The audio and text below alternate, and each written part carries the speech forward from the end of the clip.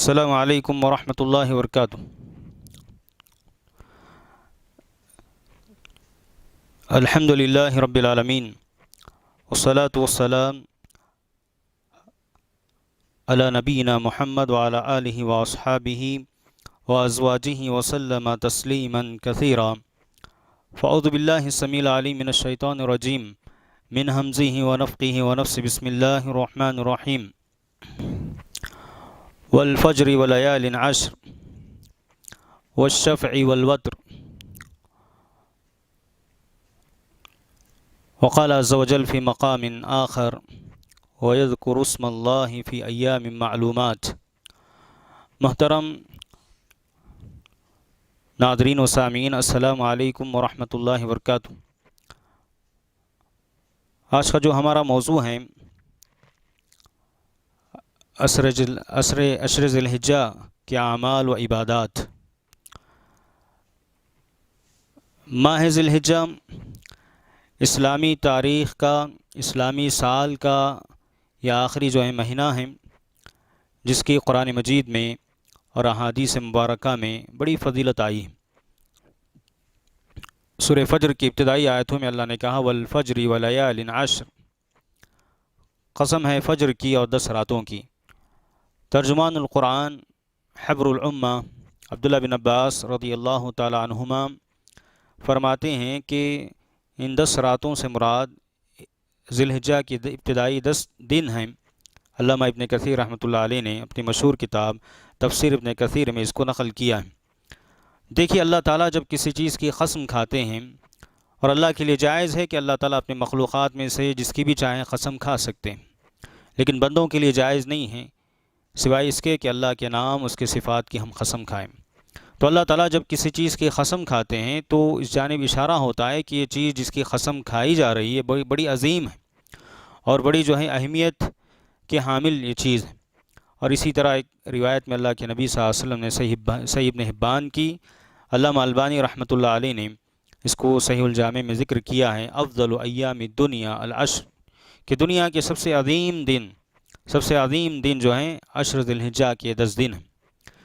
اور جیسا کہ آپ نے اس سے پہلے کے درس میں آپ نے سنا، حافظ ابن حجر رحمۃ اللہ علیہ نے فتح الباری میں اس کا سبب ذکر کیا، کہا فرماتے ہیں والذی یظہر ان السبب اجتماع امہات العبادہ فیہ وہی الصلاۃ والصیام والصدقہ والحج ولا یتعتی ذلک فی غیرہ۔ آپ کہتے ہیں کہ ان 10 دنوں کو اتنی بڑی اہمیت کیوں حاصل ہیں؟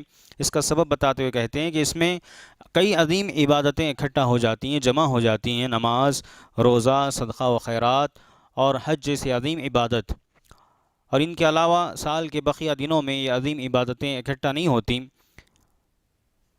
تو مرکزی عبادات یہاں جمع ہوتی ہیں۔ تو آئیے ہم اصل موضوع پر آتے ہیں کہ ان دنوں میں وہ کون سی عبادات ہیں، وہ کون سے اعمال ہیں جس کی پابندی پیارے نبی صلی اللہ علیہ وسلم کرتے تھے اور آپ کے پیارے صحابہ اکرام، صحابیات، امہات المومنین اور اللہ کے نیک بندے کرتے ہیں۔ ہم وہ معلوم کرتے ہیں اور ہم پوری کوشش کریں، اس نیت سے سنیں کہ ہم بھی جو ہے اس پر عمل پیرا ہوں گے۔ یہ عظیم دن ہیں۔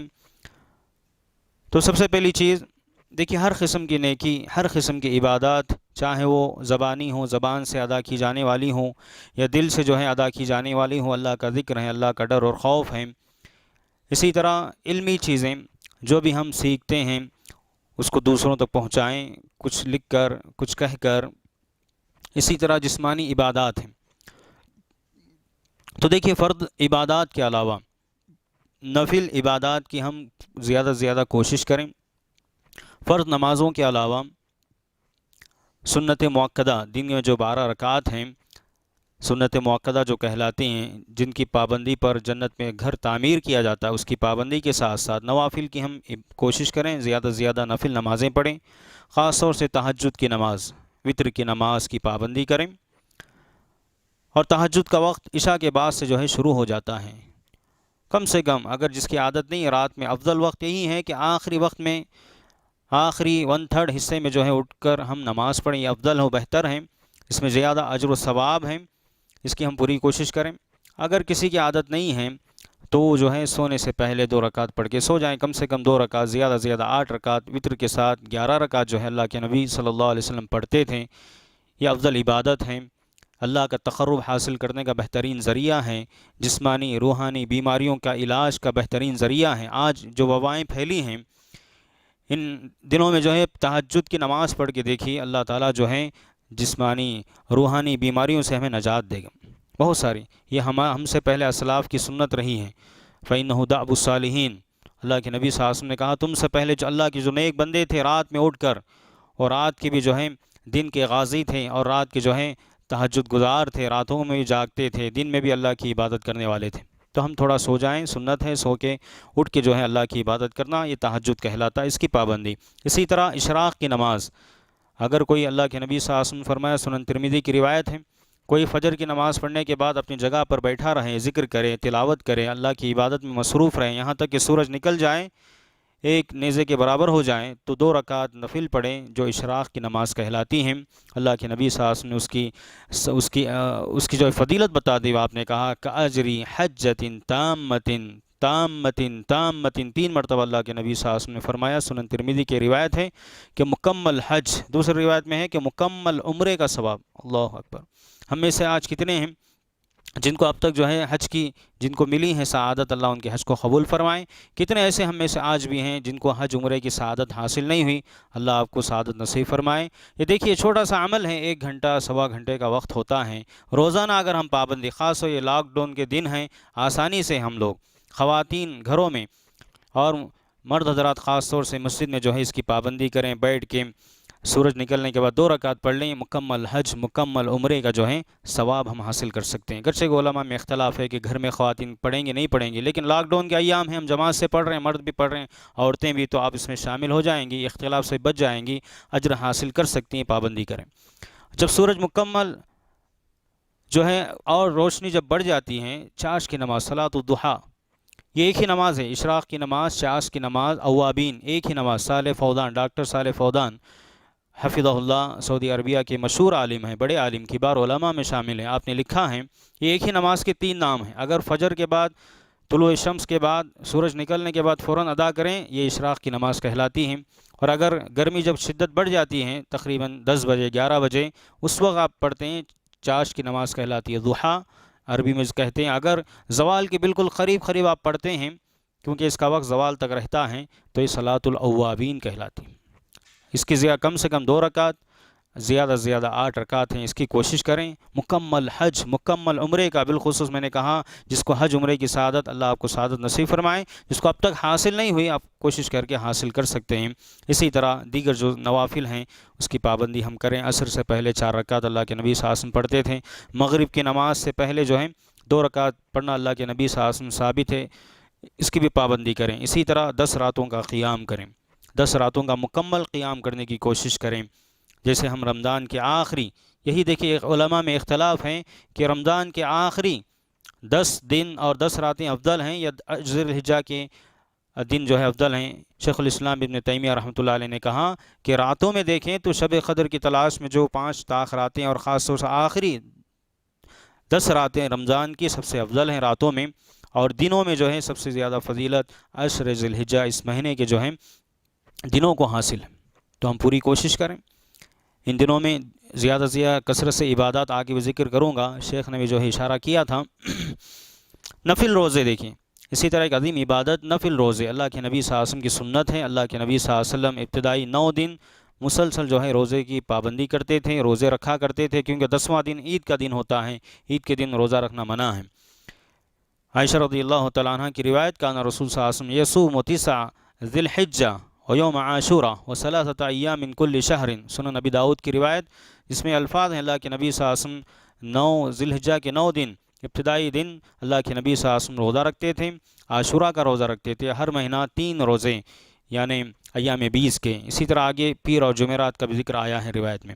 اسی طرح عرفہ کے دن کا روزہ عظیم روزہ ہے، اللہ کی طرف سے بہت بڑا جو ہے احسان ہے بندوں پر، اور جس کے بدلے میں ابو قتادہ رضی اللہ تعالیٰ عنہ کی حدیث میں اللہ کے نبی صلی اللہ علیہ وسلم نے کہا، احتسب علی اللہ ان یکفر السنہ التی قبل والتی بعد، کہ مجھے اللہ سے اجر و ثواب کی امید ہے کہ اللہ تعالیٰ اس ایک دن کے روزے کے بدلے، عرفہ کے دن کے روزے کے بدلے، 9 ذی الحجہ کے روزے کے بدلے اللہ تعالیٰ ایک سال پہلے اور ایک سال بعد 2 سال کے گناہوں کو جو اللہ تعالیٰ معاف فرمائے گا۔ اور اس سے مراد جو ہے صغیرہ گناہ، چھوٹے چھوٹے گناہ ہمارے دھل جائیں گے، معاف کر دیے جائیں گے ایک روزے کے بدلے۔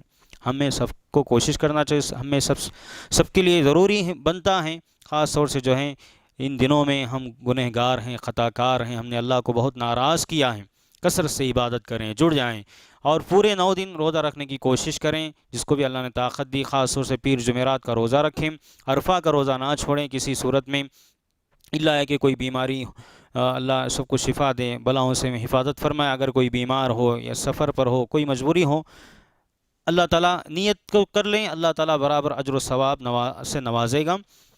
تو یہ مبارک دن ہے، عرفہ کا دن تو عظیم دن ہے، جس دن اللہ تعالیٰ حجاج کرام جو جمع ہوتے ہیں عرفہ کے میدان میں، دور دراز علاقوں سے آتے ہیں، اللہ تعالیٰ فرشتوں، اللہ جانتا ہے بندوں کے بارے میں، پھر بھی فخر کرتے ہیں فرشتوں سے، اللہ تعالیٰ سوال کرتے ہیں، اللہ تعالیٰ پوچھتے ہیں بندے دنیا کے مختلف کناروں سے یہاں کیوں جمع ہیں آخر؟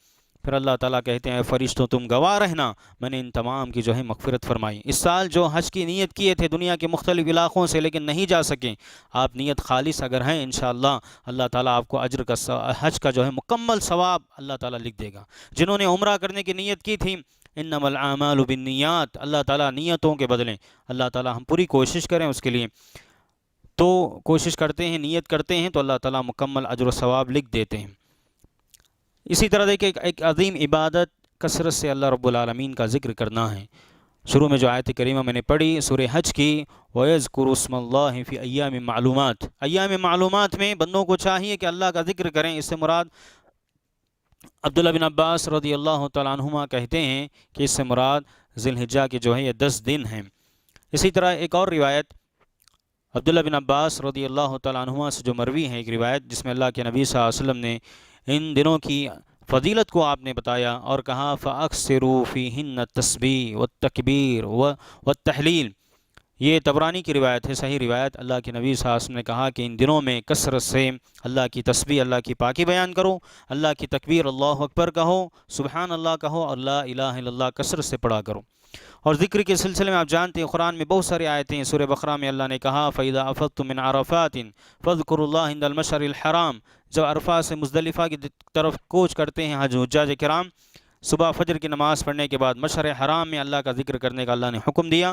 اسی طرح کہا فَإِذَا قَضَيْتُم مَّنَاسِكَكُمْ، جب حج کے پورے مکمل مناسک ادا ہو جائیں، اللہ نے کہا فَاذْكُرُوا اللَّهَ كَذِكْرِكُمْ آبَاءَكُمْ وَأَشَدَّ ذِكْرًا، کہ عرب کے لوگ جو ہیں، قریش کے لوگ، قبیلہ قریش کے لوگ خاص طور سے اپنے آبا و اجداد کا جو ہے بہت ان کو یاد کرتے تھے۔ اللہ نے کہا تم اپنے آبا و اجداد سے بھی زیادہ کثرت سے اللہ کا ذکر کرو۔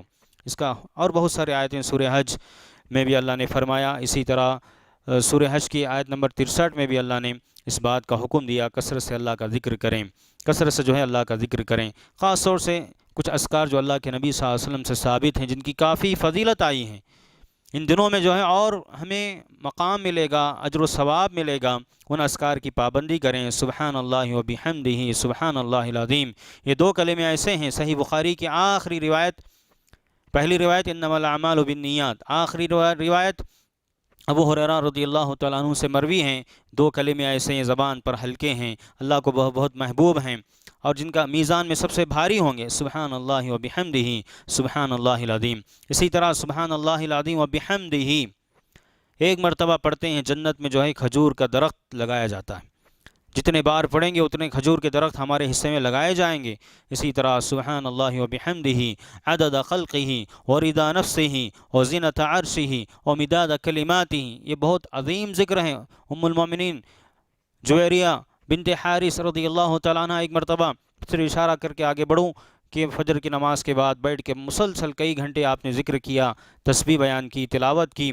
اللہ کے نبی کچھ کام کے لیے گھر سے باہر گئے تھے، وہ واپس آئے تو دیکھتے ہیں کہ برابر اسی جگہ پر بیٹھی ہیں، ذکر میں مشغول ہیں، تلاوت میں۔ پوچھا اسی طرح بیٹھی ہوں جب میں گھر سے باہر گیا تھا؟ تو کہا کہ ہاں۔ کہا کہ میں یہاں سے جانے کے بعد میں نے 3 مرتبہ کچھ کلمات میں نے کہے ہیں، وہ تمہارے ان گھنٹے، یہ چند گھنٹے جو تم یہاں عبادت کے لیے بیٹھی ہے اس سے افضل ہیں، اس سے جو ہیں افضل ہیں۔ پھر آپ نے یہ کلمات ان کو سکھائے سبحان اللہ و بحمدہ عدد خلقہ و رضا نفسہ و زینت عرشہ و مداد کلماتہ۔ ان کلمات کو کثرت سے ہم پڑھیں، اور صبح کی دعاؤں میں یہ شامل ہے، 3 مرتبہ اس کو پڑھنا ہے۔ اسی طرح لا حول ولا قوت الا باللہ کنز من کنوز الجنہ، جنت کے خزانوں میں شامل ہے۔ خواتین ہمارے ساتھ اکثر جو ہیں آج کے درس میں خواتین بھی ہیں، تو خواتین کے لیے بہت بڑا جو ہے آفر ہے، جنت کا خزانہ، اللہ اکبر۔ دنیا کے تمام خزانے بھی اگر ہم جمع کریں، جنت کا ادنا خزانہ، چھوٹا سا خزانہ اس کا مقابلہ نہیں کر سکتے۔ دنیا کے پورے خزانے جنت کے چھوٹے خزانے کا مقابلہ نہیں کر سکتے۔ آج خواتین کو کتنی خواہش ہوتی ہیں، زیور ان کے پاس ہوں، نکلس ان کے پاس ہوں، سونے کے کنگن ہوں اور مختلف چیزیں، زیورات۔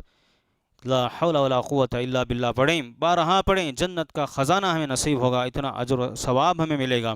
اسی طرح سبحان اللہ، الحمدللہ، لا الہ الا اللہ، اللہ اکبر، چاہے آپ یہ ترتیب سے کہیں یا آپ لا الہ الا اللہ بعد میں کہیں، سبحان اللہ آخر میں کہیں یا شروع میں، یہ 4 کلمات ہیں، سبحان اللہ، الحمدللہ، لا الہ الا اللہ، اللہ اکبر۔ ان کو باقیات و صالحات کہا، باقی رہنے والے اجر و ثواب کے حساب سے باقی رہنے والے کلمات ہیں، اور سورج پوری دنیا سے بہتر ہیں، سورج جہاں بھی طلوع ہوتا ہے ان تمام چیزوں سے بہتر ہیں کہ ہم یہ 4 کلمات ادا کریں۔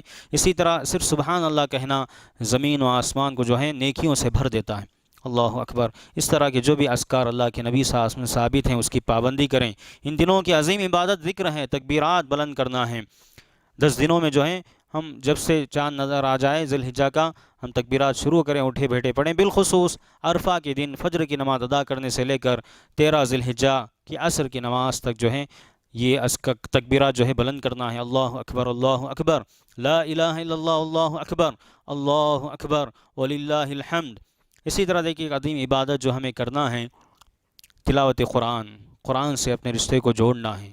اللہ کا کلام ہدایت ہے، جس میں تمام ہدی للناس، ہدی للمتقین، تمام لوگوں کے لیے ہدایت ہے، بالخصوص اللہ کے نیک بندوں کے لیے جو غور و فکر کرتے ہیں قرآن میں۔ ہر قسم کی بیماری کی شفا قرآن میں اللہ نے رکھی ہیں۔ قرآن کو پڑھیں، پوری کوشش کریں قرآن کو 1 مرتبہ کم سے کم ختم کریں، یا بالخصوص جو لوگ زیادہ نہیں پڑھ سکتے، مشغول ہوں اپنے کاموں میں، خواتین بالخصوص، تو ہم کوشش کریں کہ وہ صورتیں اور وہ آیتیں جن کی کافی فضیلت آئی، سورہ بقرہ، سورہ آل عمران، سورہ ملک، اس طرح جو صورتوں جس کی کافی فضیلت آئی، سورہ اخلاص، ثلث قرآن، 1/3 قرآن، اللہ اکبر، ثلث قرآن کی فضیلت ہے، 1/3 قرآن پڑھنے کے برابر اجر و ثواب میں، ان صورتوں کو پڑھیں۔ آیت الکرسی ہیں، سورہ بقرہ کی آخری 2 آیتیں ہیں، اس طرح اور جو جن آیتوں کی فضیلت آئی ہیں ان آیتوں کو پڑھنے کی، زیادہ سے زیادہ پڑھنے کی ہم پوری کوشش کریں۔ اسی طرح دیکھیں ایک عظیم عبادت جیسے میں نے اشارہ کیا شروع میں، حج بیت اللہ ہیں، لیکن لاک ڈاؤن کی وجہ سے اور اسی طرح اس وبا کے پھیلنے کی وجہ سے سعودی عربیہ نے جو قدم اٹھایا ہے اور منصفانہ فیصلہ کیا ہے لوگوں کی جان کو بچانے کے حق میں، بہت ہی بہتر جو ہے ان کا فیصلہ ہے، اللہ ان کی حفاظت فرمائے ہر شر سے، ہر فتنے سے، تمام مسلمانوں کی اللہ حفاظت فرمائے۔ لیکن حج تو بند نہیں ہوا ہے، لیکن محدود طریقے سے جو ہے اس کی اجازت دی گئی ہے، محدود طریقے سے جو ہے اس کی اجازت دی گئی ہے۔ تو یہاں پر حج بیت اللہ بھی جو ایک عظیم عبادت ہے، ان ایام میں جو ہے اس کو ادا کرنا ہے، جس کو بھی میسر ہو اللہ تعالیٰ سب کی حفاظت فرمائے اور سب کے لیے اللہ تعالیٰ آسانی فرمائے۔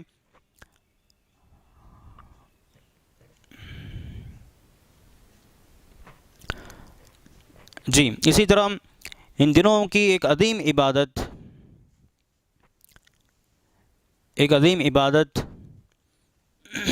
قربانی، اور قربانی یاد رکھیں اللہ رب العالمین کا تقرب حاصل کرنے، اللہ کی خوشنودی، اللہ کی نزدیکی حاصل کرنے کا بہترین جو ہے ذریعہ ہے قربانی،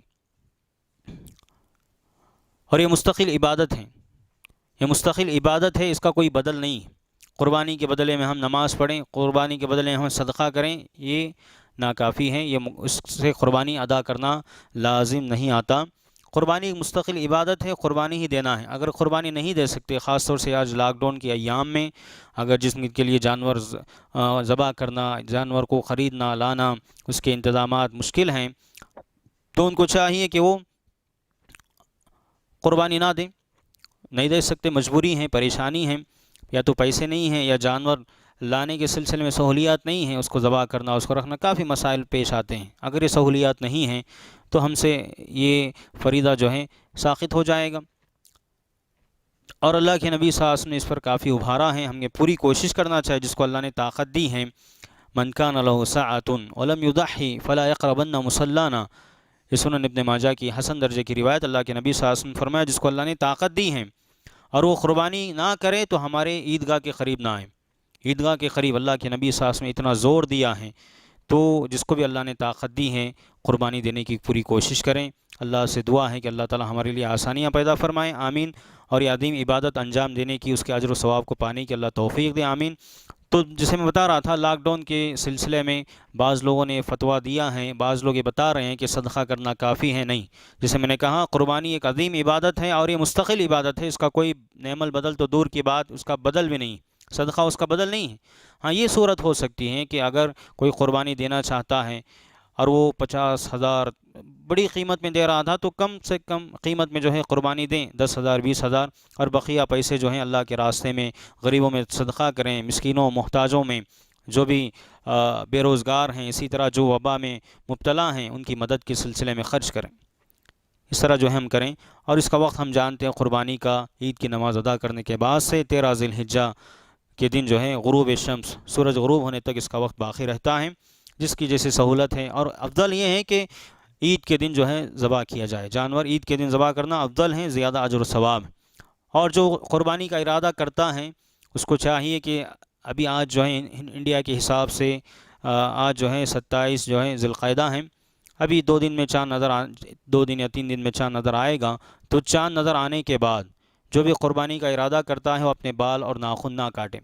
صحیح حدیث صحیح مسلم کی، اللہ کے نبی صلی اللہ علیہ وسلم نے کہا اذا دخل العشر، جب یہ 10 راتیں داخل ہو جائیں، 10 دن، وَعِنْدَهُ أُضْحِيَةٌ وَيُرِيدُ أَنْ يُضَحِّيَ، جس کے پاس جانور ہے اور اس نے ارادہ کیا ہے قربانی کا، اللہ کے نبی صلی اللہ علیہ وسلم نے فرمایا اس کو چاہیے کہ وہ اپنے بال اور ناخن جو ہیں، بال نہ کاٹے اور ناخن جو ہے نہ تراشے۔ اور یہ جو پابندی ہے صرف گھر کے ذمہ دار کے لیے، جو گھر کا سرپرست ہوتا ہے، بڑا ہوتا ہے گھر کا، اس کے لیے ہر ایک کو جو ہے پابندی ہر ایک پر عائد نہیں ہوتی۔ اگر لوگ بچنا چاہیں تو اچھی بات ہے، لیکن پابندی ضروری اس پر ہے جو قربانی دیتا ہے، جو گھر کا بڑا ذمہ دار ہوتا ہے۔ اسی طرح ذبح کرنے کے جو بھی احکام ہیں، مسائل ہیں، جانوروں کی مکمل ان کی رعایت کریں، ان پر رحم و کرم کا معاملہ کریں۔